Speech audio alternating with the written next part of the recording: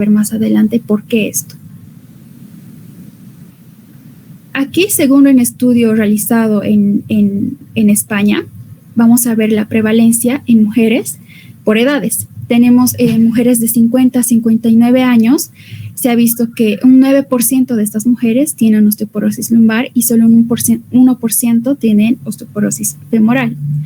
Y las mujeres de 60 a 69 años tienen 24% lumbar y 5.7% femoral. Y las mujeres de 70 a 79 años tienen osteoporosis lumbar en 40% y la femoral en un 24%. Aquí podemos ver la importancia de lo que es el factor que estamos hablando de la edad. Podemos ver que en las mujeres de 50 a 59 años la prevalencia es del 9%.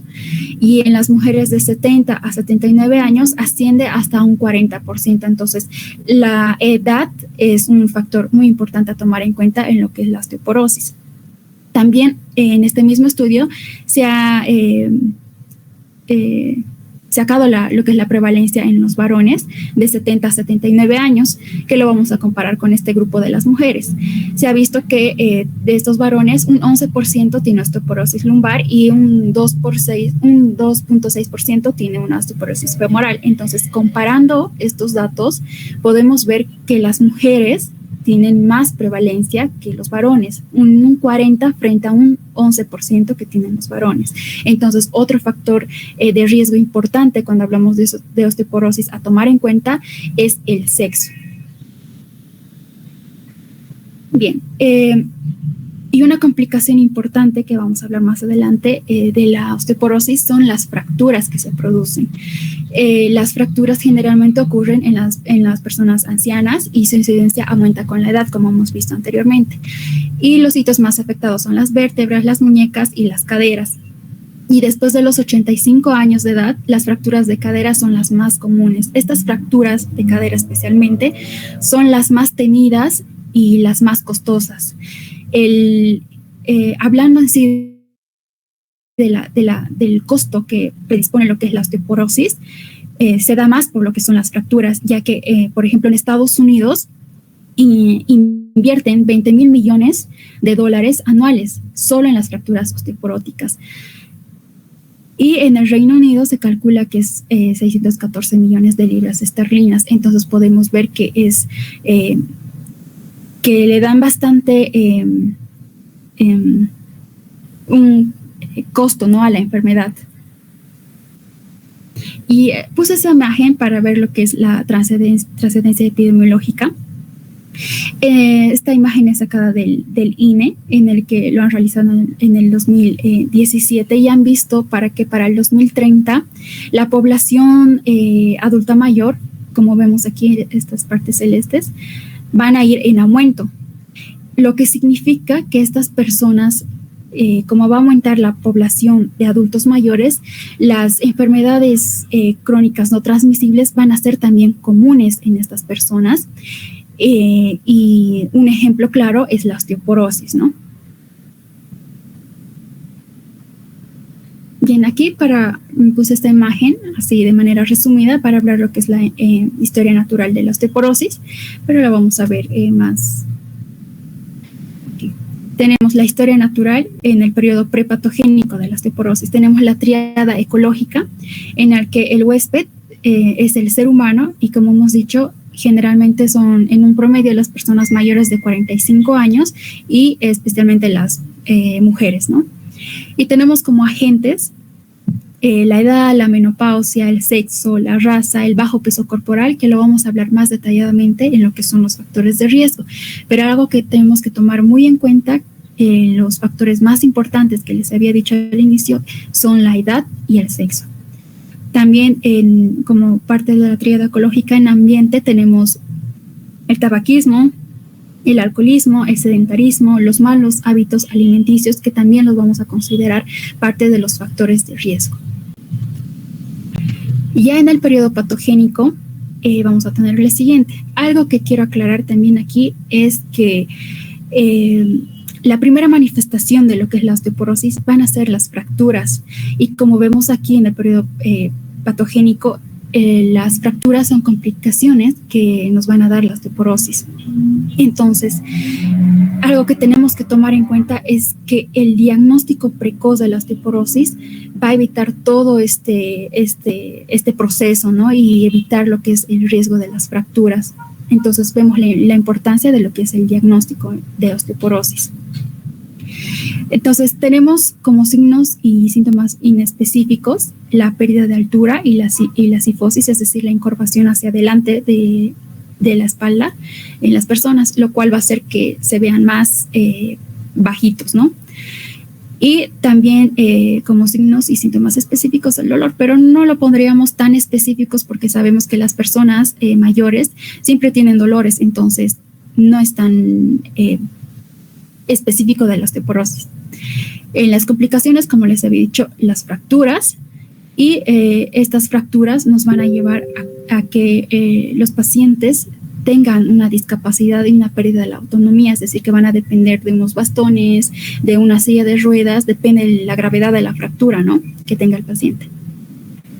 Y las secuelas, el colapso vertebral, la disminución de la estatura, como lo había mencionado, y generalmente las personas mayores, ancianas, mueren por embolia pulmonar o por neumonía. Ya hablando de los factores de riesgo, les había dicho la edad, un factor muy importante, ya que cuando a mayor edad se va disminuyendo lo que es la masa ósea, lo cual va a ser más predisponente a tener osteoporosis. Eso, en general, no importa si es hombre, no importa si es mujer, a mayor edad, menor densidad ósea. Y otro factor de riesgo, el sexo femenino. ¿Por qué? Porque las mujeres van a entrar a un periodo que es la menopausia, y en la menopausia no se van a producir como en una edad fértil lo que es los estrógenos. Estos estrógenos intervienen también en lo que es la densidad ósea. Y aparte de que es mayor, como hemos dicho, que interviene en la edad, y además es mujer, entonces la disminución de la densidad ósea en la mujer va a ser más rápida que en el varón. Entonces es un factor de riesgo más importante, ¿no? También tenemos lo que son los antecedentes de osteoporosis, es decir, que su papá o sus abuelos o sus tíos o sus hermanas tengan antecedentes de osteoporosis. Es probable que esa paciente también pueda tener osteoporosis. También está la nulliparidad, también está la raza. Se ha visto que las personas caucásicas son más predisponentes a lo que es la osteoporosis. Esto porque se han hecho algunos estudios en el que han visto que están involucrados los genes de los estrógenos o incluso de la vitamina D, entonces lo que influye en la raza. Por ejemplo, los negros tienen mayor densidad ósea a diferencia de los caucásicos. También están los malos hábitos, el consumo de alcohol, el consumo de cigarrillos y el sedentarismo. El no hacer ejercicio, no tener una actividad física predispone a lo que es la osteoporosis y a las fracturas, obviamente. Y también está como factor de riesgo el historial de fracturas, es decir, que si antes ha tenido una fractura, es muy probable que tenga también un mayor riesgo de osteoporosis. Y ahora vamos a hablar de lo que es la prevención y el control en la osteoporosis. Tenemos en la prevención primaria la promoción de la salud. ¿Qué vamos a hacer en la promoción de salud? Educar a la población, diciéndoles que la osteoporosis es una enfermedad muy importante en nuestro medio, decirles que no fumen, que no beban, que son factores de riesgo para adquirir esta enfermedad. Y en la protección específica, la actividad física, hacer bastante ejercicio, a la alimentación adecuada, implementar dietas ricas en calcio, fósforo, y también el control médico. Y algo que también les quería mencionar es que lamentablemente en Latinoamérica y en especial en nuestro país no existen estudios acerca de la osteoporosis, de la epidemiología.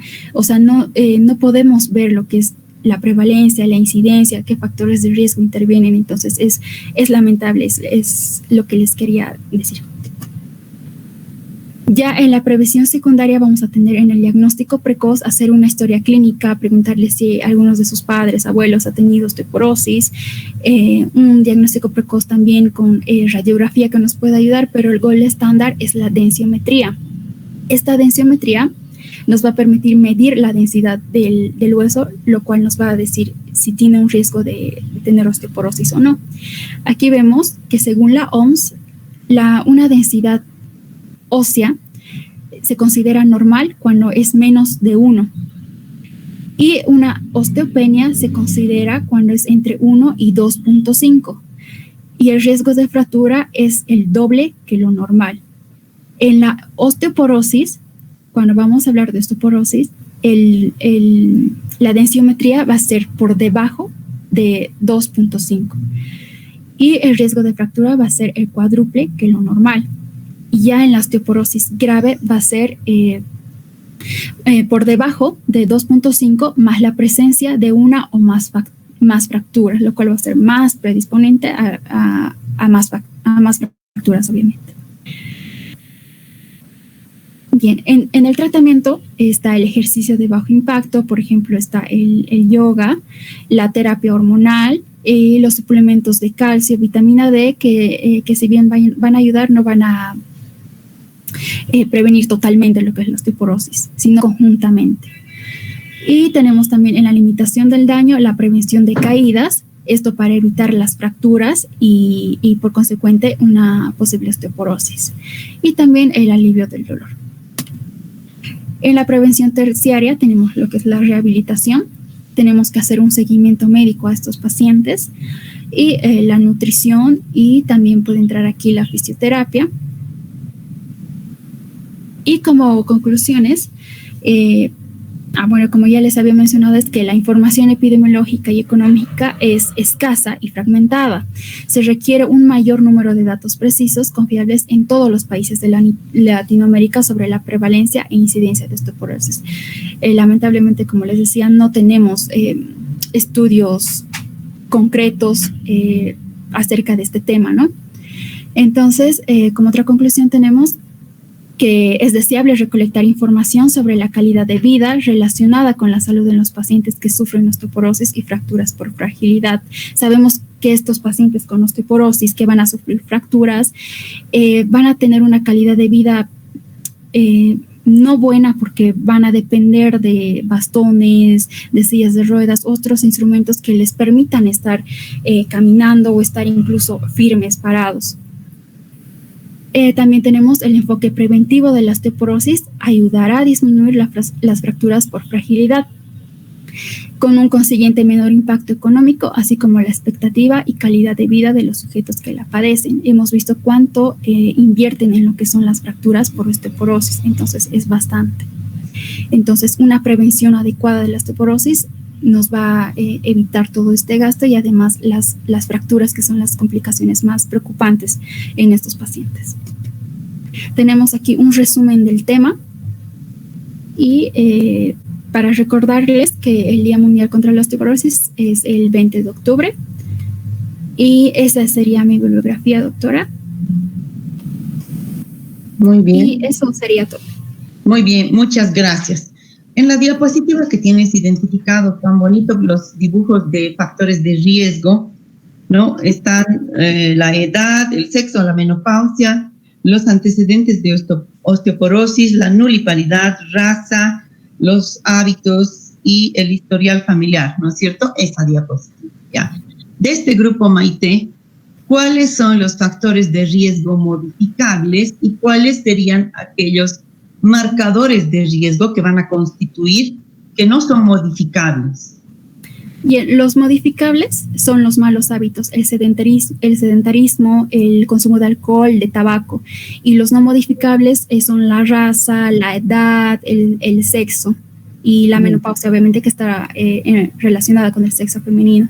También un factor de riesgo modificable podría ser la nulliparidad. Ya, sobre todo hablando de la nulliparidad, hay un grupo de mujeres que tienen esta característica, ¿no? Las religiosas, ¿verdad? Entonces, en ellas hay factores de riesgo en estos que no se puede modificar y en la mayoría sufre de cifosis, ¿no? Han visto las monjitas muy ancianitas de cifosis, fracturas, y se caen y lo primero que tienen es una fractura de cadera, ¿no? Es eso, la complicación más, ya. Entre estos factores de riesgo, ¿tú crees que hay algún otro que podemos considerar más relacionado con el peso, el sobrepeso y la delgadez? Sí, lo había olvidado mencionar, doctora. Sí, leí que la baja masa corporal es un factor de riesgo también a las mujeres, pero no podemos decirle a la paciente que suba de peso. ¿Por qué? Porque este sobrepeso va a ser considerado un factor de riesgo para otras enfermedades y se ha visto en estudios que han hecho que las mujeres obesas tienen un factor protector para lo que es la osteoporosis. ¿Por qué? Porque se ha visto que en estas mujeres se produce lo que es la producción de estronas, lo cual es un factor protector, ¿no?, para la osteoporosis. Ya, entonces, ¿cuál es la probabilidad de una mujer de 85 años que al caerse, una con extremada delgadez y la otra con obesidad tipo 1, de que sufra una fractura de cadera, porque tiene ya osteoporosis?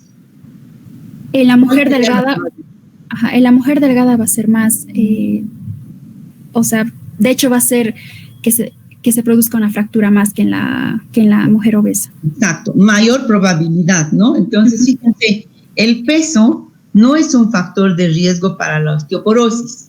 Pero viendo en una paciente que tiene osteoporosis, ¿no es cierto, Maite? Es así, una paciente con osteoporosis, si es extremadamente delgada o la obesidad, yo le he preguntado cuál es el riesgo de que en una caída sufra una fractura de cadera. No le he preguntado el riesgo de osteoporosis, ¿no? Entonces, Maite dice en la extrema delgadez porque ha leído eso, ¿no? Entonces, un año les hicimos esa pregunta en el examen de epidemiología. Obviamente que ya no vamos a hacer lo mismo, ¿no? Que si decía el enunciado, el sobrepeso es un factor de protección en las pacientes que tienen osteoporosis en caso de sufrir una caída, ¿no? Algo así. Y ellos pusieron falso, ¿no? Entonces, acaba de decirnos que hay evidencia, ¿no es cierto, Maite? Que el riesgo es aquellas, ojo, hay que leer bien, aquellas mujeres que tienen osteoporosis ya, ¿no? Entonces, ¿por qué? La fragilidad, miren esa radiografía. Entonces, es como hay una película, El hombre de cristal, una caída y se fracturaba todo, ¿verdad? Es eso, muy bien. Entonces, ¿qué opinas en estos últimos tiempos con la aparición de la pandemia y el COVID? Mucho se ha hablado de la vitamina D, y nos has mostrado tú que es importante también el suplemento nutricional, ¿no? Con algunos, al año van a llevar con los nutricionistas que se llaman oligominerales, inmunomoduladores, y entre ellos también está el selenium y la vitamina D. ¿Qué opinas, Maite, de la deficiencia de vitamina D? ¿Y hasta cuánto, si has visto, se considera una deficiencia de vitamina D? ¿Has leído algo? En primera no he buscado los valores de deficiencia de vitamina D. Y sobre la vitamina D también leí que decían que no solo es consumir suplementos, sino también exponerse al sol, ya que gracias al sol vamos a tener más vitamina D, aparte de los suplementos, obviamente. Muy bien. ¿Por qué al sol? Porque se va a activar. Los rayos solares porque van a hacer que se active la vitamina D y actúe de manera favorable hacia los huesos. Ya, hay un mecanismo, ¿no es cierto? Hay un mecanismo y es importante, ya, el aldendronato, y se utiliza otro tratamiento también. Muy bien. Ya, creo que eso es lo más importante, los factores de riesgo. Nos vamos a preguntar, y lo ha dicho su compañera, no hay datos epidemiológicos en el país y a nivel mundial muy poco se habla de la osteoporosis, y cuando esto nos ha hablado del gold estándar, que toda mujer a cierta edad debería hacerse, al igual que el Papa Nicolau, al igual que la mamografía, ¿no es cierto, Maite? ¿A qué edad que debemos hacernos las mujeres la densitometría ósea o densiometría? Si no mal recuerdo, creo que eran las mujeres perimenopáusicas antes de tener la menopausia. Ya, muy bien. ¿Y cada cuánto se puede aconsejar? No, doctora, no estoy segura. Eso también es importante, ¿no? En ginecología van a ver cuando hablen de otras patologías, pero por favor, tenemos que saber cada cuánto, porque si tu mamá te dice, a ver, hijito, dice que tengo que hacerme este estudio de los huesos y me tengo que hacer cada mes, ustedes tienen que decirle, no, mamá, no es así la cosa, ¿no? Entonces tenemos que saber que quede en interrogante para todos cada cuánto se debe hacer este examen, al igual que los otros, dentro del tamizaje y del diagnóstico precoz, en este caso de la osteoporosis, ¿no? Como tal como nos ha dicho. Así como el Papa Nicolau es cada año, la mamografía también tiene cierta periodicidad, no es cada mes ni cada semana, ¿no es cierto? También todo tiene una edad. Eso es importante que ustedes, como estudiantes de cuarto año, tienen que saber, porque en cualquier momento, si no es la familia, alguien cercano les va a decir, mira, cada cuánto debo hacerme, y tenemos que conocer por cultura general. Eso no es parte de la evaluación, pero es importante que todos tengamos que conocer, ¿ok?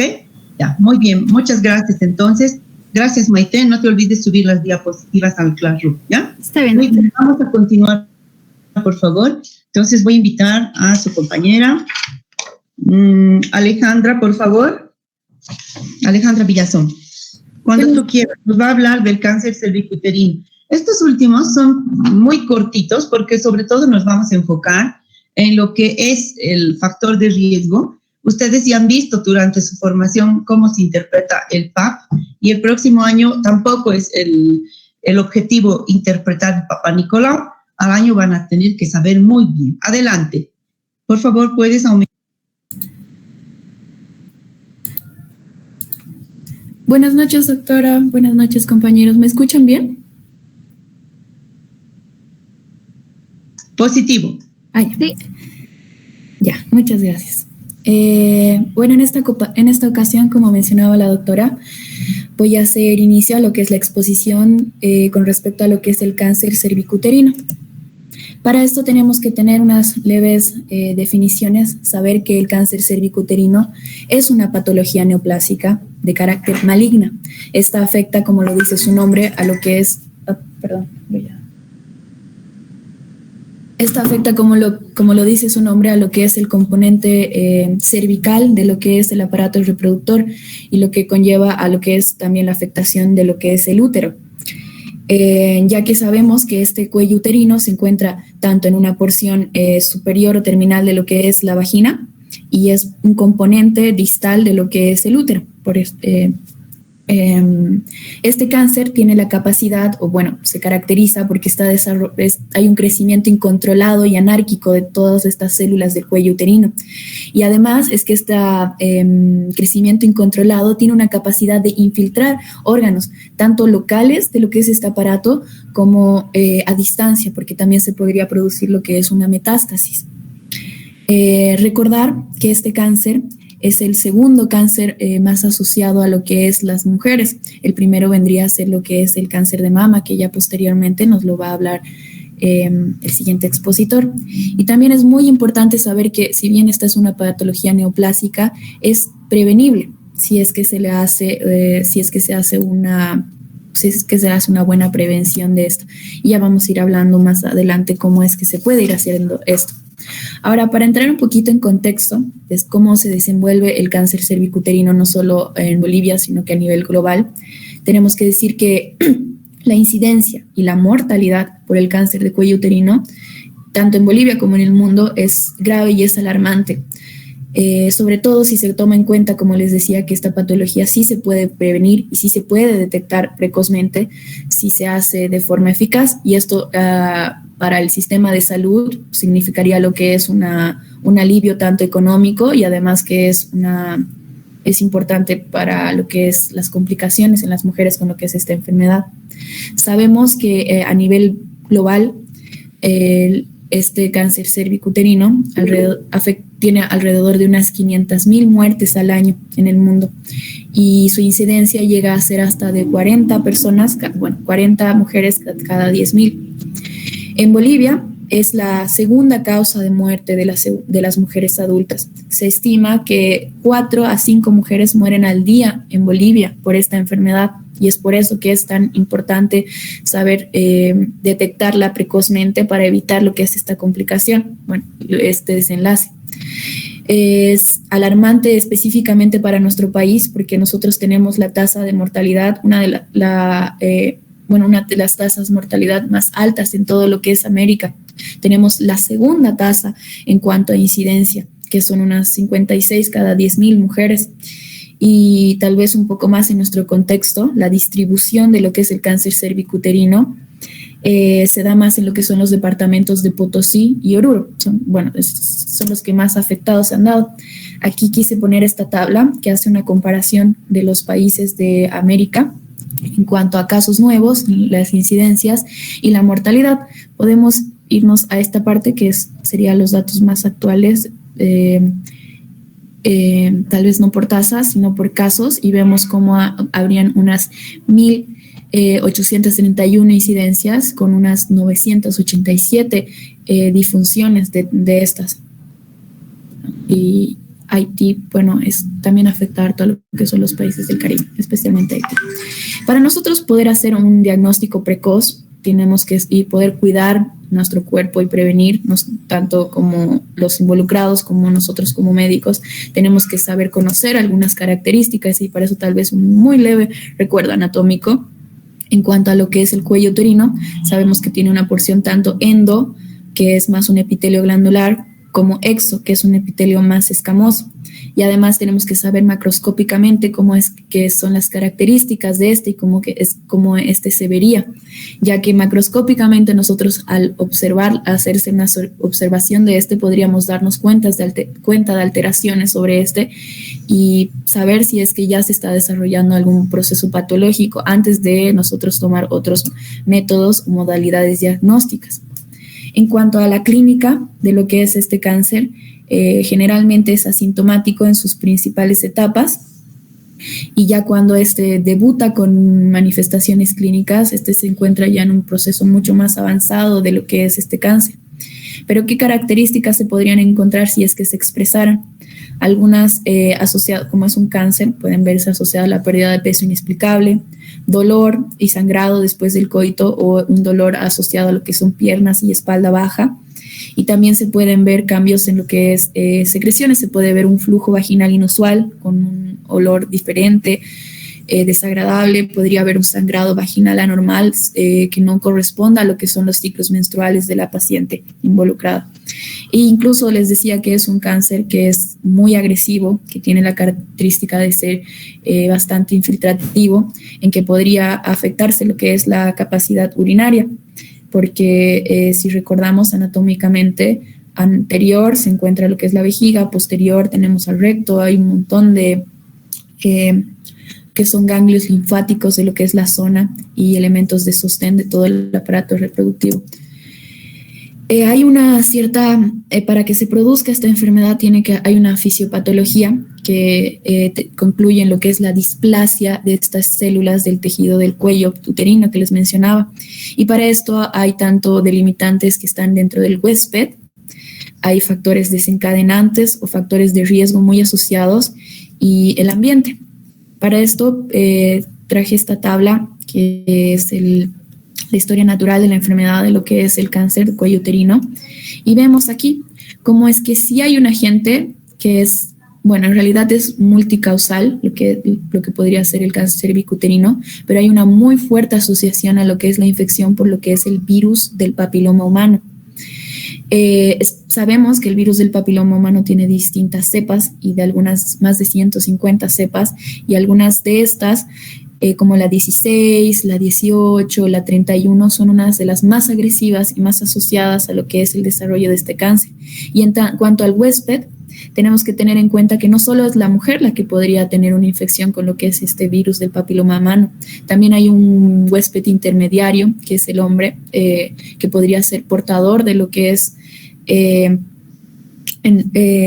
si bien del virus del papiloma humano y transmitirlo, o podría tener una inmunodeficiencia y desarrollar lo que es la infección del virus. Y la mujer es la que, el grupo de riesgo aquí, especialmente cuando ésta ya inició su vida sexual, porque aquí es cuando hay mayor riesgo de la transmisión de lo que es este virus.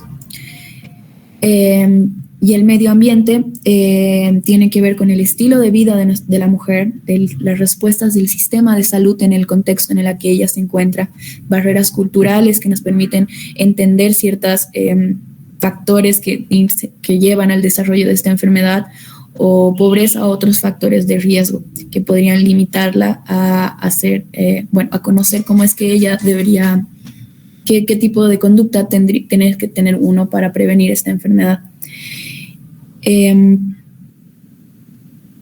Lo vamos a pasar. Y entonces yo hablaba sobre los diversos tipos de factores de riesgo e incluso algunos factores de prevención que se podrían dar para lo que es el desarrollo del cáncer cervicuterino. Acá, en primer lugar, está lo que es la infección, como les decía, del virus del papiloma humano y en sus diversas cepas, que las 16 y 18, y lo repito porque esto tiene lo de las cepas que son más peligrosas, porque tienen que ver con las vacunas que existen para estas, ya que la vacunación para lo que es el virus del papiloma humano tiene, dependiendo de la vacuna, más acción sobre estas cepas que mencionaba. También se tienen, en cuanto a la infección del virus del papiloma humano, factores como que es la protección mediante barreras y uso de preservativos, las múltiples parejas sexuales, ya que aumenta la posibilidad de la transmisión del virus, y la cantidad del vírica o de la cepa que se esté dando según este virus. Sabemos que el tabaquismo es por los factores carcinógenos que hay dentro de sus componentes, es un factor de riesgo importante, no solo para cánceres pulmonares y otros tipos de cánceres, sino también podría ser. Entonces, un factor preventivo también sería el dejar este hábito tabáquico, ¿no? La multiparidad también se ha asociado como un factor de riesgo a lo que es el cáncer cervicuterino, al igual que lo que son las ETS, especialmente lo que se menciona mucho, lo que es la clamidia. Antecedentes familiares también están muy relacionados con lo que es el desarrollo de esta, porque hay un nexo en cuanto a la herencia, ante la mutación de lo que son los genes HLA, y esto podría verse también antecedentes familiares, no solo de cáncer cervicuterino, sino también otros como ser de ovarios, como ser de mama. Y también podemos hablar de otros cofactores, no factores como tales, como pueden ser la nulipariedad, en cuanto a la menstruación, una menopausia tardía o una menarquia precoz. Podemos estar hablando también de enfermedades concomitantes, como ser la diabetes, la obesidad, la hipertensión,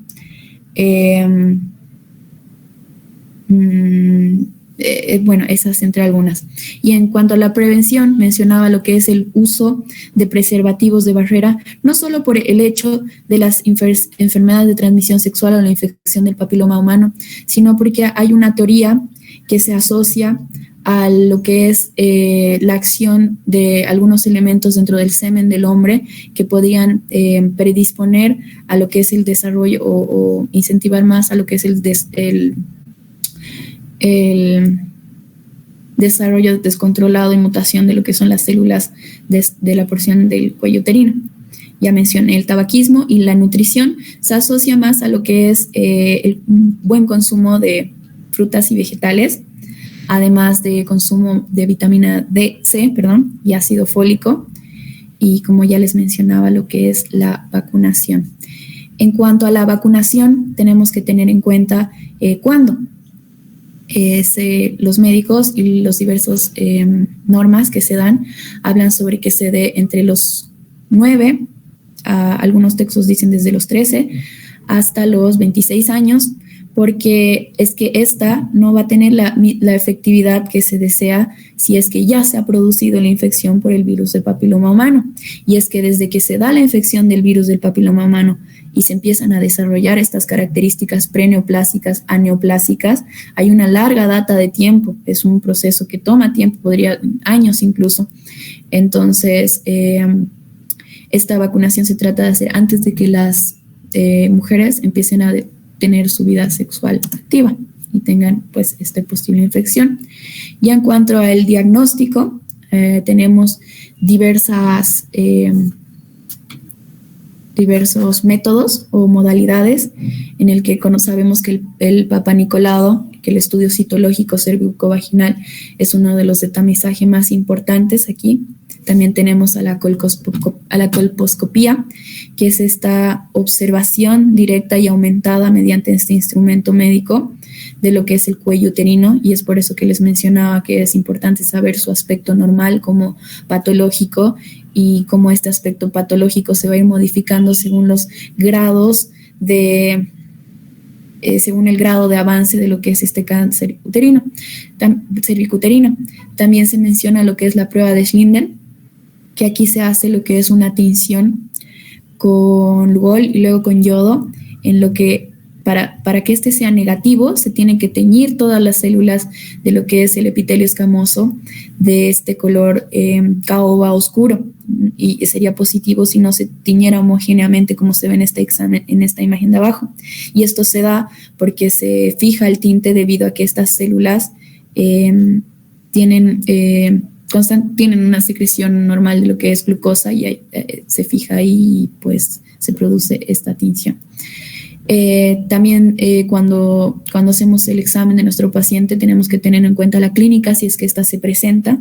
Lo ideal sería que se detecte antes de que se empiecen a desarrollar lo que son los síntomas, y ya ante la sospecha de lo que es el cáncer cervicuterino con todas estas modalidades, pues la biopsia sería una herramienta confirmatoria para lo que es este cáncer cervicuterino, y así nosotros también saber la fase en la que este se encuentra, porque este tiene diversas fases según su progreso, en la que podríamos estar hablando de un cáncer in situ, uno que esté limitado a lo que es el cuello uterino, una fase 2 en la que esta ya se va extendiendo alrededor de lo que es el cérvix y los tejidos circundantes que mencionaba. Además que este cáncer se podría extender a otras partes cercanas de la pelvis o generar una metástasis a otros órganos a distancia, como se da en la fase 4. Y es importante saber esto de las fases y la progresión, porque el pronóstico y el manejo de lo que es este cáncer cervicuterino va a ir cambiando según esto. Si nosotros hiciéramos una detección inmediata o antes de que se siga desarrollando el cáncer, el pronóstico de sobrevivencia es hasta de un 100%. Y este se va reduciendo notablemente a medida de que este va progresando, como se puede ver aquí en esta tabla. Y además hay una clasificación, esto tal vez no sobró solo saber que son distintos los tipos histológicos que pueden estar desarrollando esta enfermedad, aunque lo que mayormente se ve es el tipo histológico de células escamosas. Le sigue el adenocarcinoma en un 15% y en un 5% lo que sería uno mixto.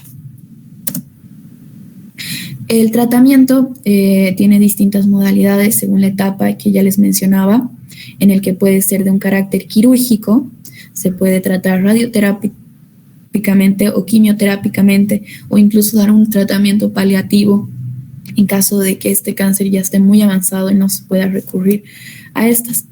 Y eso se va a dar entonces la relación de estos métodos o manejos terapéuticos en relación al estadio, que va a ser de carácter quirúrgico en los primeros estadios. Tiene más subclasificaciones según las características del cáncer. Y ya para lo que es la etapa 2 y 3, que no hay una diseminación sistémica, se puede hacer lo que es la radioterapia y la quimioterapia. Ya cuando se habla de una diseminación sistémica es mucho más complicado, el pronóstico de vida es mucho menor, y entonces se opta por lo que es una terapia paliativa también. Lo que tenemos que entender, y a las conclusiones que he llegado en lo que es este tema es que se puede ver de dos formas, a un nivel individual y a un nivel de población, esta prevención y control, según estas acciones que voy a mencionar. La primera es que se pueda, a nivel individual, las mujeres identificar el riesgo del cáncer cervical, especialmente que los antecedentes de infección que llevan al desarrollo de este. Tienen que tener en cuenta que es muy útil practicar lo que es la prueba del Papa Nicolau a toda mujer que inicie una actividad sexual o desde que inicie su actividad sexual o a partir de los 18 años, que sería lo normal. Y a partir desde que se hace la primera, realizarse este examen periódicamente, cada 2-3 años, se recomienda, la verdad, cada año. Además, identificar cuando se haga este examen las lesiones sospechosas o en su defecto positivas y tener una conducta de carácter sistematizado para lo que es el tratamiento de esta lesión, hasta su control, su curación e incluso el seguimiento después de esta, según las normas establecidas para cada país. Y ahora las acciones que podríamos tomar a nivel poblacional, tanto para el cáncer de mama como para este cervicuterino, están en desarrollar estrategias de comunicación entre las mujeres para que se pueda promover lo que son las conductas sexuales apropiadas y evitar lo que son las ITS, que ya sabíamos que es un factor de riesgo sumamente importante. Además, es necesario como población que se realicen más investigaciones epidemiológicas para que tengamos más claro o más identificados cuáles son estos determinantes, para así orientar mejor cómo es que se puede intervenir sobre esas determinantes o factores de riesgo. Y así también en cuanto al sistema de vigilancia epidemiológico que se desarrolle, una mejor vigilancia y que se pueda tener mejor identificación tanto de los problemas, factores, tendencia y la distribución de esta enfermedad. ¿Qué problemas en cuanto a nuestro contexto he podido identificar? Tal vez que hay bajas coberturas de tamizaje y control en seguimiento de casos positivos cuando ya se ha confirmado, que hay información insuficiente e incluso distorsionada en la población sobre lo que es este cáncer, lo que los causa y cómo se puede detectar, cómo tratar, que faltan acciones tal vez más educativas, preventivas y promocionales sustentables para lo que es el personal de salud. Hay cierto tipo de ausencia en lo que son los programas estandarizados en cuanto a la capacitación y la formación continua de recursos humanos o los médicos, que llevan a servicios de salud tal vez de una baja calidad o de una escasa oferta de una consulta especializada para este problema que estamos hablando. A veces se da una mala lectura de lo que es el Papa Nicolau y hay una alta tasa de porcentajes de falsos negativos porque hay una mala toma de la muestra. Recordemos que para la muestra del Papa Nicolau hay que tener en cuenta algunas características, como que se le pida al paciente que no tenga relaciones sexuales 2 días antes, que no se realice duchas vaginales, que no esté dentro de su periodo menstrual y demás. Además, otros problemas dentro de nuestro país, sabemos que en el ámbito económico, cultural, social y geográfico, a veces nos vemos limitados en lo que va a ser el acceso a los servicios de prevención, que es ahí cuando se puede hacer algo realmente para lo que es el tratamiento de esta enfermedad. Y según estos problemas que he podido analizar, se han manifestado diversas propuestas de intervención para estos determinantes, como cuáles. Está informar y sensibilizar a la población sobre este cáncer, sobre sus métodos tanto de prevención, sobre la existencia de la vacunación para el control de estos, para la captación más activa de mujeres que están dentro de este grupo o edad de riesgo. En Bolivia hay un pico entre los 24 a 62 años en la incidencia de lo que es este cáncer cervicuterino. Sería interesante que se hagan programas que permitan formar, capacitar y sensibilizar estos recursos humanos de los que hablábamos en áreas de competencia para lo que es este cáncer de cuello uterino. También está fortalecer lo que es la capacidad de la respuesta del Sistema Nacional de Salud para la detección oportuna y tratamiento de esto y un posterior control después de que se trate. y promover e impulsar el control social y la vigilancia comunitaria en las acciones que se tomen sobre lo que es este cáncer de cuello uterino. Aquí les presento lo que es un organigrama que está en relación a lo que es el Plan Nacional de Prevención y Control y Seguimiento del Cáncer Cervicuterino, y se mencionaban algunas de las problemas y actitudes que mencionaba hace un momento, en que lo que se trata de hacer es fortalecer las capacidades de respuesta del servicio, los recursos, que haya un sistema estable para lo que es la retroalimentación de información sobre esta enfermedad. Y tal vez aquí, para que se analice un poco mejor, según a lo que les decía de la fisiopatología, cómo es que es importante las diversas elementos para el control de lo que es esta enfermedad, como para llevar a lo que es el bienestar tanto biológico, psicológico y social de lo que es nuestra comunidad, como es que para eso tiene que haber un plan de prevención y control, y para eso nosotros tenemos que conocer las determinantes de lo que es esta enfermedad. Eso sería, chicos. Muchas gracias. Muy bien. Este último que nos has presentado, Alejandra, es del libro Guía de Tamizaje del Ministerio de Salud, ¿verdad? Sí, también, doctor. Sí. ¿No? Sí. Está, aquí yo tengo la Guía de Tamizaje del Cáncer Cervicuterino, está tanto del cervicuterino como de mama. ¿De esa guía nos has presentado las recomendaciones, todo? Sí, doctora. Sí, ¿no? Entonces yo no les he dado esa guía porque es bastante, hay políticas, las estrategias, pero aquí les voy a copiar. Vale la pena que tengan esta guía, no solo para ahora. Estamos formándonos, aquí estoy poniendo, ¿ya? Ustedes saben que en quinto año van a llevar en la asignatura de ginecobstetricia. Ahí está la página. Van a encontrar todo muy completo. Dice Guía de Tamizaje. No les hemos dado esto como bibliografía porque habla no solamente a ver, tiene cuántas páginas, está muy bonito.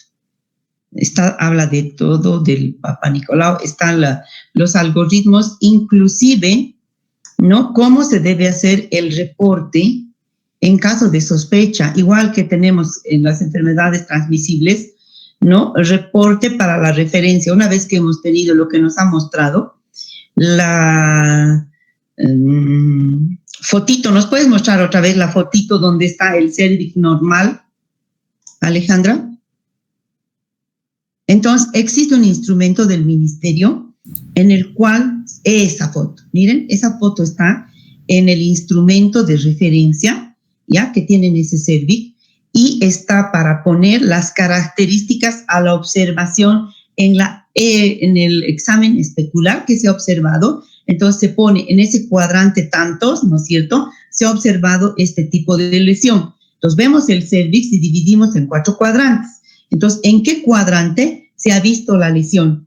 Y así se debe especificar, como cuando se hace una ficha epidemiológica para rabia, cuando vamos a ver, lo mismo se tiene que hacer. Entonces, si yo me he realizado un examen especular y la médico ve que no es de ese color el cervix, así rosado, bonito, y en uno de los cuadrantes se está viendo a simple vista una lesión de ese tipo, que no se puede hacer un diagnóstico solamente clínico, entonces sí se debe hacer una ficha de referencia en el cual la primera parte dice eso, la fotito, y se debe poner, y luego se empieza las características y lo que nos ha mostrado. ¿Nos has mostrado el tamizaje en el anexo 4, el flujograma, Alejandra? No, ¿no? No, doctora. Ya, no es necesario, no vamos a preguntar, pero al año, cuando tengan que hacer eso, sí tienen que saber qué es PAP 1, PAP 2, PAP 3, la interpretación, que ahora no es el momento. Entonces ya les he dejado eso. No vamos a preguntar de esto, sino nos vamos a enfocar en lo que nos ha mostrado que son los factores de riesgo. Muy bien. A ver, te voy a hacer unas preguntas. Quería preguntarte de las recomendaciones que tiene que tener un médico hacia la paciente para tener un buen Papa Nicolau, pero ya lo has mencionado al final. Muy bien, me ha gustado mucho y hay que aumentar a eso de que la mujer no debe recibir ningún tratamiento con óvulos vaginales, ¿no? Entonces, eso también, a toda la lista que has mencionado, que es muy, muy importante, porque a veces por el pudor, no se hagan baños vaginales, no. Entonces, se hacen con los antisépticos, no. Entonces, hay que explicar bien a la mujer que no le vas a decir la sensibilidad y la especificidad. Al ser un gold estándar, la sensibilidad y la especificidad va a aumentar con estas recomendaciones que nos ha dicho. Muy bien. En la etiopatogenia, el 70 al 80% está considerado por el virus, el HPV o el VPH, como le llaman, ¿no es cierto? Y nos has mostrado cuáles. Ya, muy bien. Nos has hablado de la vacuna. Y en Bolivia, en el PAI, ¿cuál es la recomendación? ¿A qué edad se debe administrar? ¿Cuántas dosis? La vía y la región de la vacuna contra el virus del papiloma humano.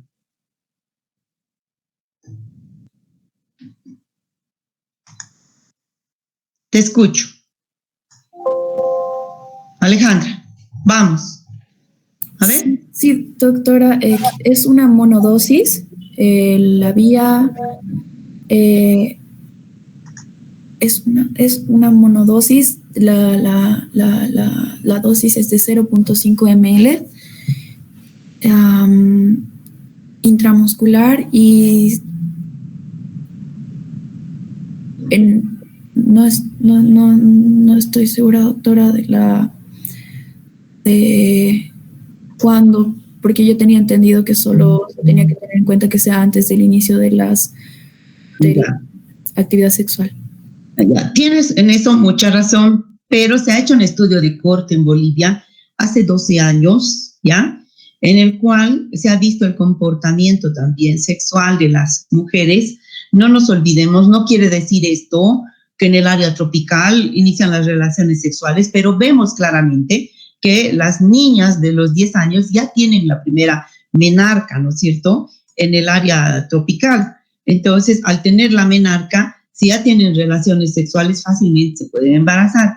Pero después de haber hecho este seguimiento, en el PAI actual del Programa Nacional del Ministerio, PAI 2, segunda generación actualizado, ¿no? La primera vez, si recuerdan, hace unos 6 años se inició la vacuna a niñas de 9 años, ¿verdad?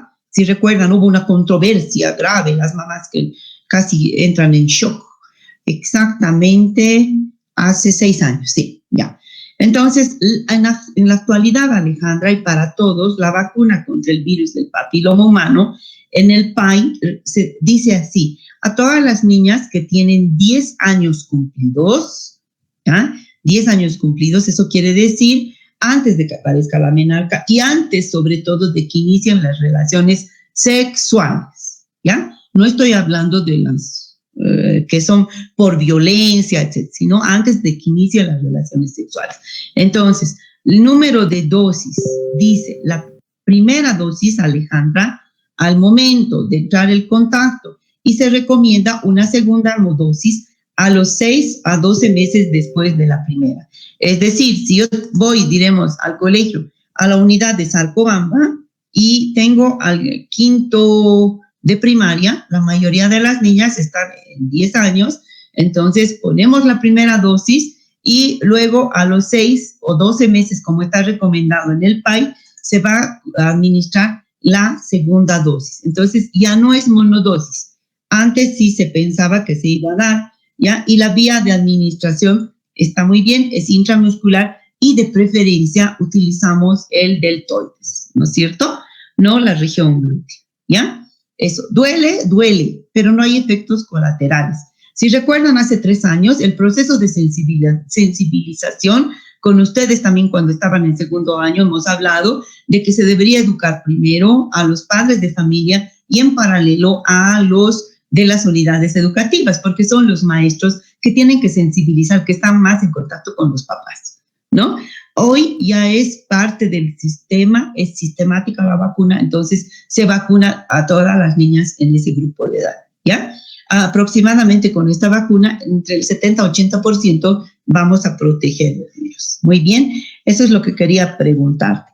¿Por qué piensas que la barrera cultural es una barrera para el examen de tamizaje para el Papa Nicolau? Porque el hecho de que alguien se ve como tabú en ciertas ocasiones y se lo ve y se lo asocia a que es una enfermedad como vulgar, tal vez de cierta forma, entonces uno no tiene el cuidado de ir y hacerse un chequeo independiente de estas características como modo de prevención. Vergüenza más que todo, ¿no? Vergüenza, o sea, las mujeres que viven en la ciudad, las mismas colegas, no, yo ni en broma voy a abrir las piernas, ¿no es cierto? Entonces es vergüenza. Y ese tabú se tiene que ir perdiendo, esa barrera cultural, pero respetando siempre somos un estado pluricultural, ¿no es cierto? Ya, entonces se debe respetar eso. Van a ver que todavía en las áreas urbanas existe, inclusive si estamos hablando el dar la luz, el parto, no suben a una camilla ginecológica, sino que prefieren dar de cuclillas, ¿no? Entonces, al igual el parto, el Papa Nicolau, imagínense, si no quieren tener un parto vaginal en una camilla ginecológica, el Papa Nicolau es todavía, o la barrera cultural es todavía un tabú, ¿no? Es por eso que es muy importante que en el primer contacto, cuando una mujer hace una consulta ginecológica, no será la primera que se le diga, señora, quítese el corazón, súbase a la camilla ginecológica.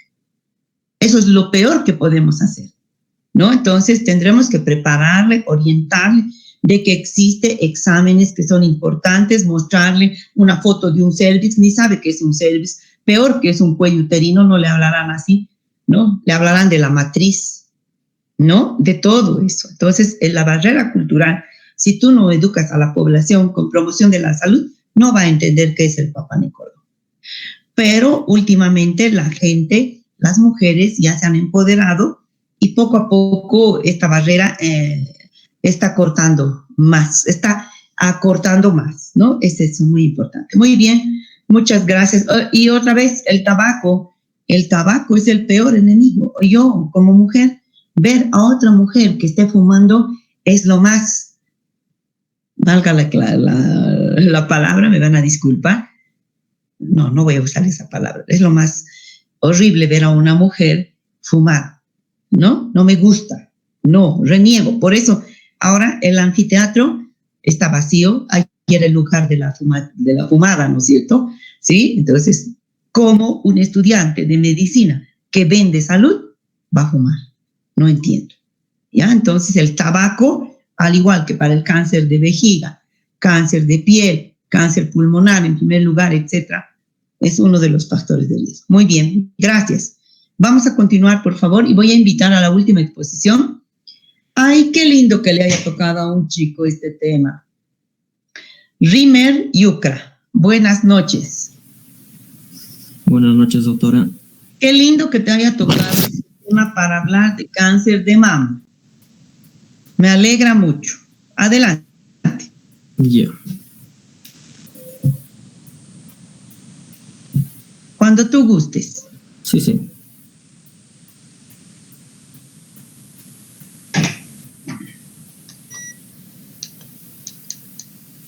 ¿Se logra ver la pantalla, doctora? Sí, por favor, puedes aumentar. Ahora sí. ¿Cambia las diapositivas? Sí, cambia, pero andate a la primera, ahí. Ya, adelante. Buenas noches, compañeros. Buenas noches, doctora. En esta oportunidad a mí me ha tocado lo que sería exposición del cáncer de mama. Muy bien, vamos a empezar con lo que sería la definición. Una definición sería que es una neoplasia caracterizada por una proliferación celular incontrolada y que es persistente en el área del tejido glandular, que tiene una evolución lenta y asintomática, es de 5 a 10 años, en la cual alcanza el estroma tisular y que contribuye a la diseminación linfática y también por la vía hemática. Los principales lugares de metástasis son el hueso, el pulmón, el hígado y el cerebro. Si vamos a querer hablar ya un poco de epidemiología, vamos a comenzar con lo que sería datos de la OMS, que según la OMS se reportan 2.2 millones de casos en el 2020. Y además, cerca de una de cada 12 mujeres se enferman del cáncer de mama a lo largo de su vida. Otro dato importante sería que es la principal mortalidad en las mujeres. Pero si vamos allá a hablar entre ambos sexos, no sería la principal, ya que el primer lugar lo ocupa el cáncer pulmonar. Ya, en otro dato que se relaciona es el 2020, que se han reportado alrededor de 685,000 mujeres que fallecieron como consecuencia de esta enfermedad. La mayoría de los países que presentan de cáncer de mama y de las muertes porque se registran en países de ingresos bajos y medianos. Pero actualmente se ha demostrado también de que también hay mayor frecuencia, incluso superior a lo que sería en los lugares urbanos en países desarrollados. Bueno, según el objetivo mundial de la OMS, es reducir de un 2 a un 2.5% anualmente la mortalidad mundial de esta enfermedad del 2020 al 2040. Con esto se podría evitar lo que sería 2.5 millones de muertes.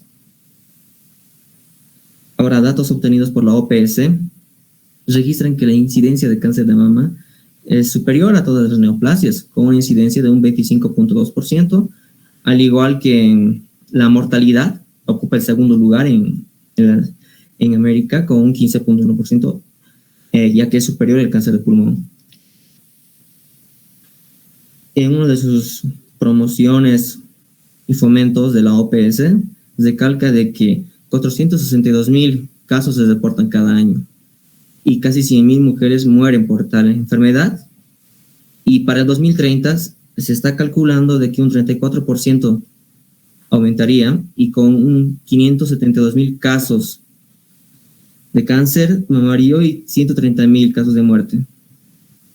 ¿Ya? Ahora, hablando ya más específicamente de cada país, podemos ver que en América, en Estados Unidos, lleva número 1 la batuta. Pero lo más que encontré referente a esto es que no encontré en este cuadro que englobaba Bolivia, pero encontré otro cuadro que era el único en el que mencionaba Bolivia, en el cual, según la razón de la tasa de incidencia y la tasa de mortalidad, reportaba de que en Bolivia era 3.5 por cada 100,000 habitantes en cuanto a la razón de tasa de incidencia y de mortalidad. Ya, ahora, yendo ya al Ministerio de Salud de Bolivia, encontré este dato que es bastante antiguo y que no guarda concordancia con los datos de la OPS, ya que la incidencia aquí en Bolivia es de 26.57 por cada 100,000 habitantes y la mortalidad es de 8.61 por cada 100,000 habitantes. Y hay datos ya un poco más antiguos, no pude encontrar datos actualizados de cada departamento posible, y tampoco es lo más raro que no pude encontrar datos de Santa Cruz, pero sí pude encontrar de algunos departamentos. Y lo más resaltante de todo lo que encontré es que por encima de Chuquisaca, de La Paz, de Tarija, de Oruro, de Potosí, Cochabamba representa un 26.5% de incidencia en cuanto al cáncer de mama, según un estudio que se realizó en el Hospital Viedma entre el 2003 y el 2007. Y que es seguido por el cáncer cervicouterino en un 22.4%. Ya después viene seguido por La Paz con un 20.4% en incidencia. Después viene seguido por Chuquisaca por un 12%. Luego viene por Potosí con otro 12%, Oruro un 11% y Tarija un 8%.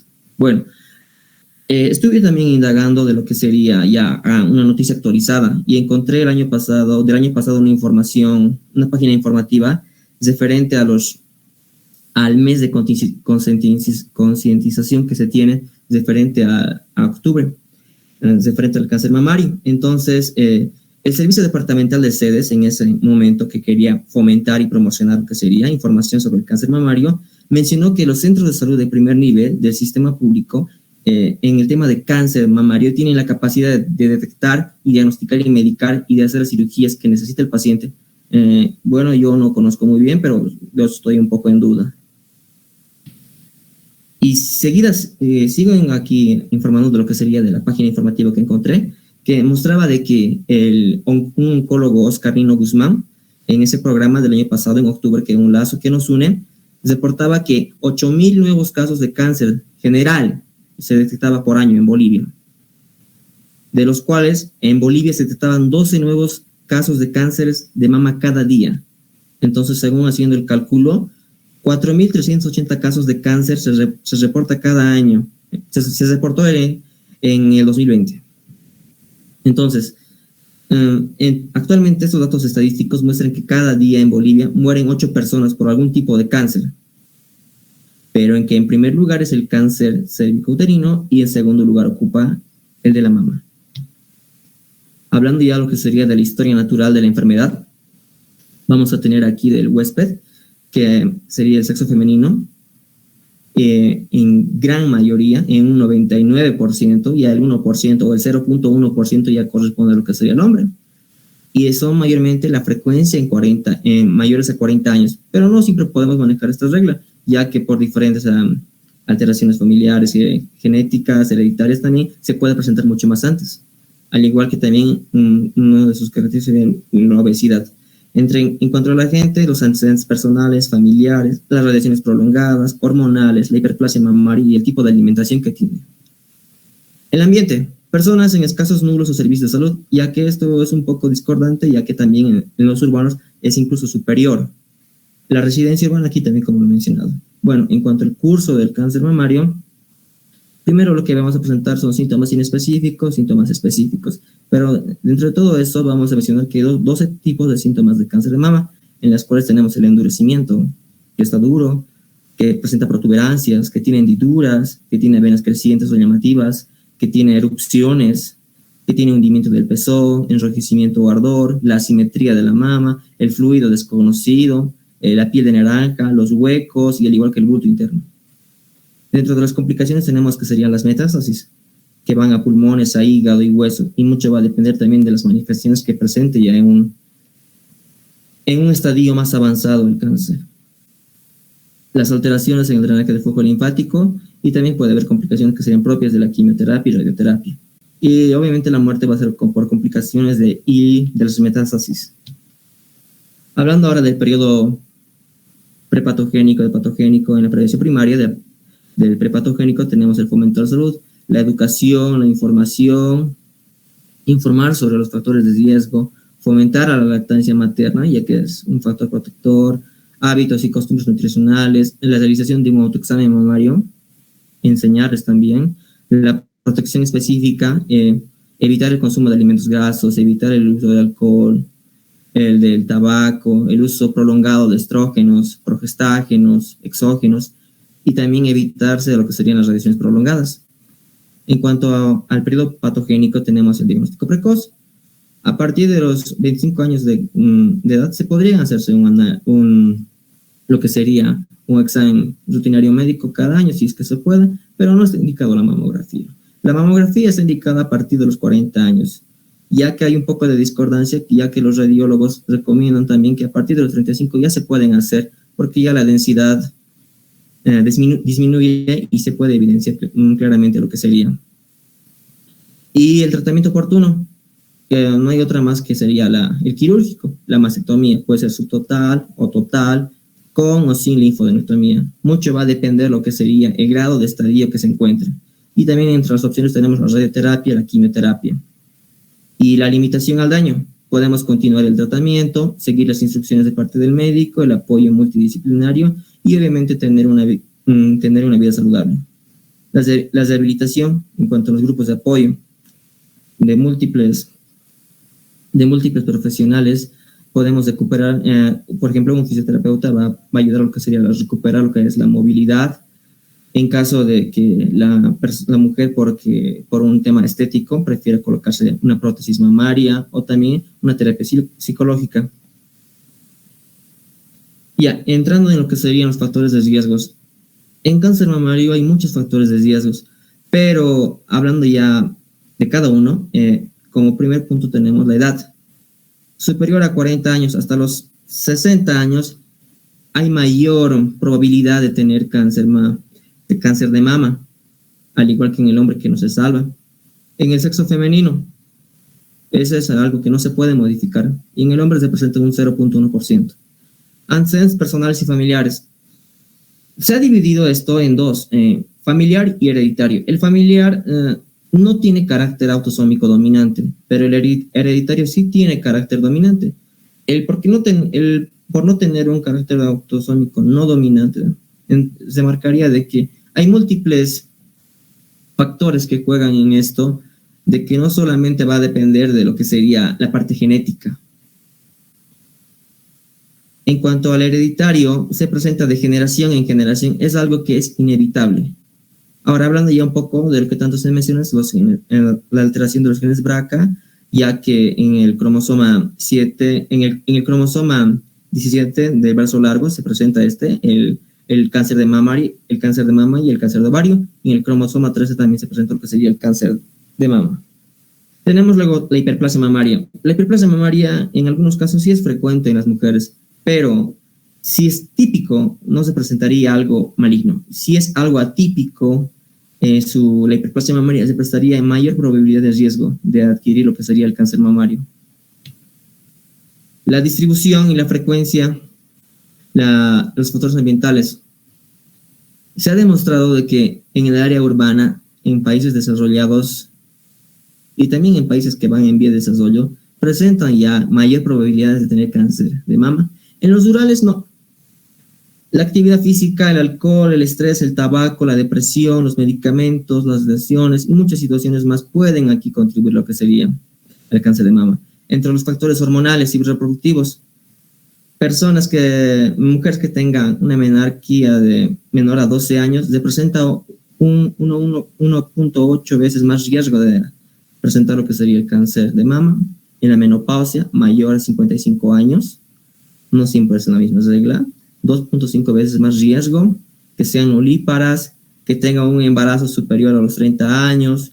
El uso de anticonceptivos orales no está demostrado mediante investigaciones, pero los datos estadísticos que personas que fallecen con cáncer de mama se informa de que sí utilizaba anticonceptivos orales.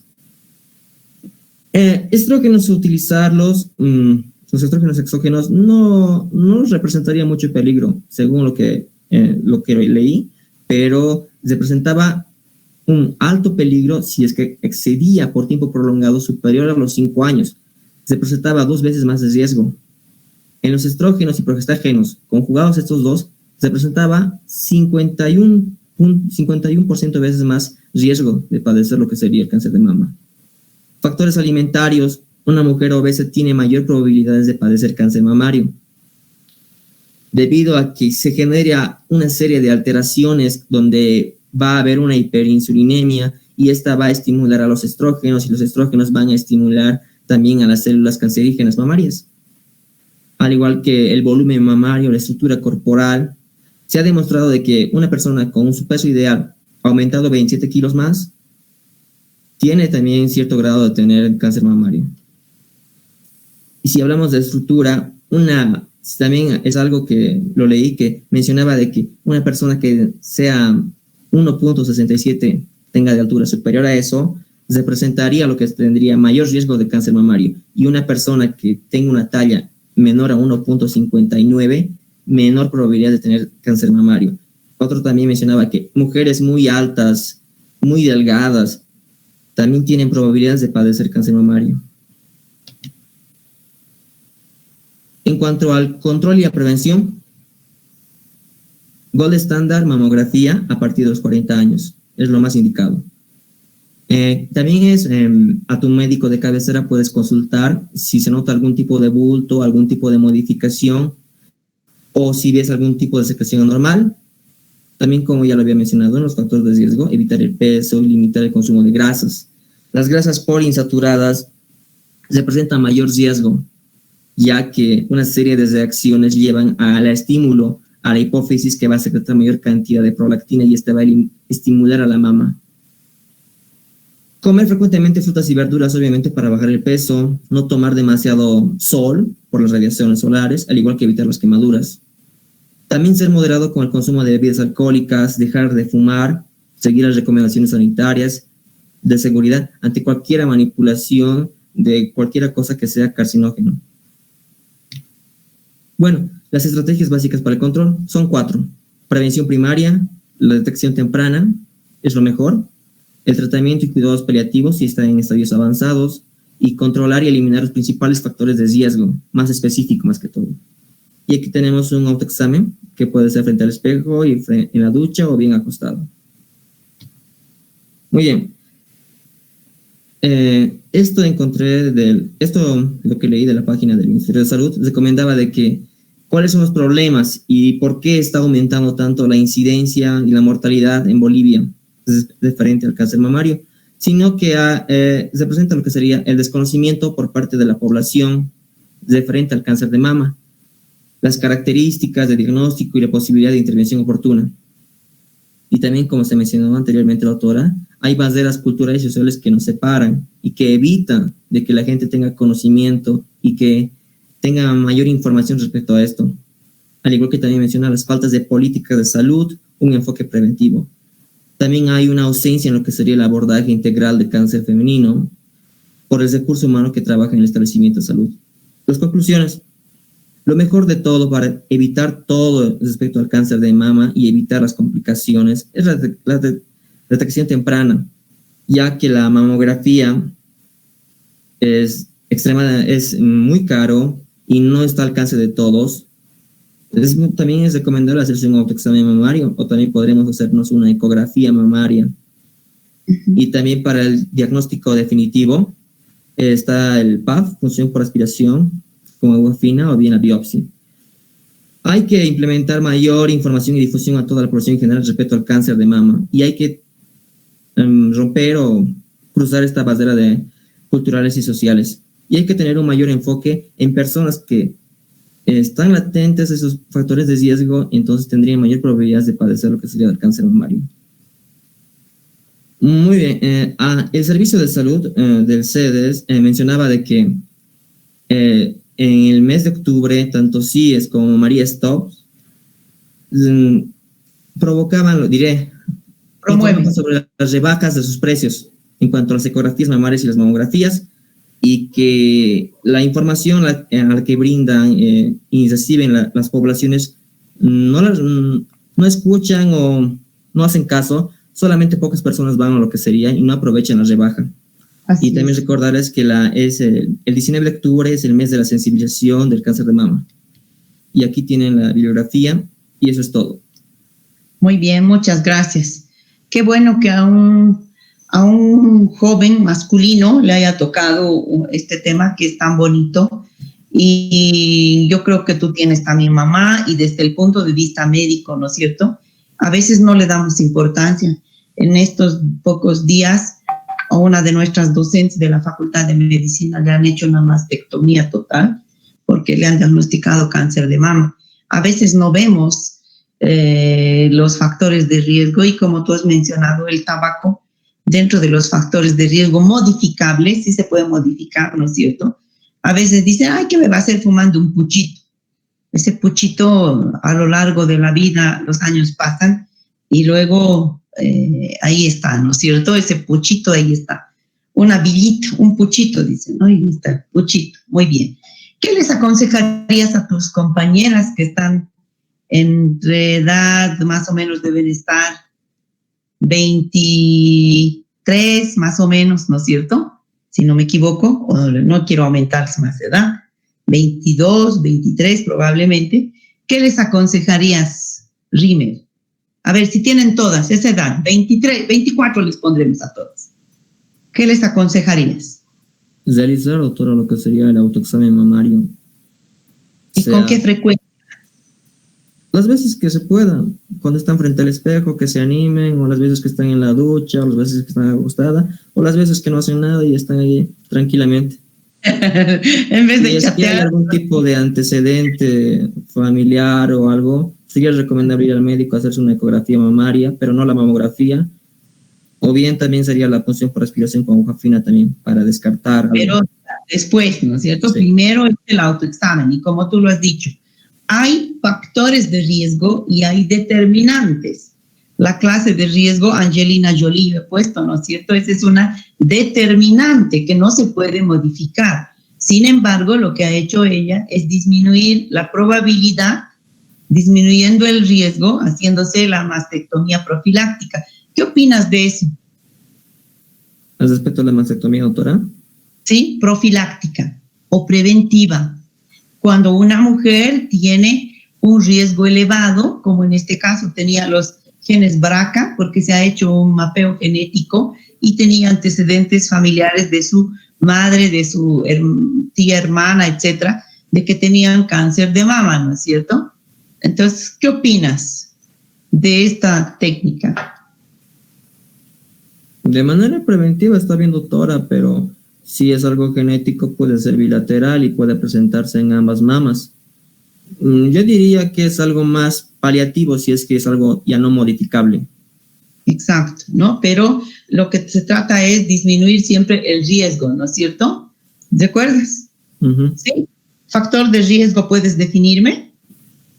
Es la probabilidad de tener un daño, de padecer un daño. Es una característica. Es una característica que va a aumentar la probabilidad de sufrir el daño.